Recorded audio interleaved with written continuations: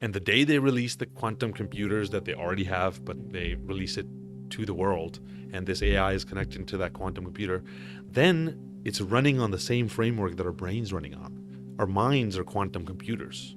It's mind-blowing. So please learn how to use this stuff.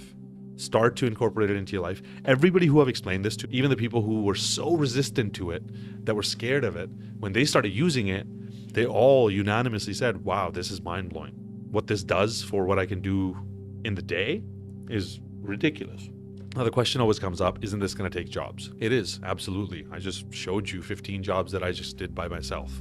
On the flip side, the people who are really ahead of this whole curve are actually able to use these tools to increase their capacity to add value to other people's lives. There's literally kids making $100,000 a month from channels which are completely AI-based YouTube channels. So they go to ChatGPT, ask it for topics, find out trending stuff, make a bunch of content, put it through a voice generator, put it through a video generator, an image generator, and then they're able to add value to people's lives by giving them information that they want without ever showing their face. And it's basically an automated process. And they make $100,000 a month because this is the new way of doing things. So hopefully that was valuable. I'm loving it.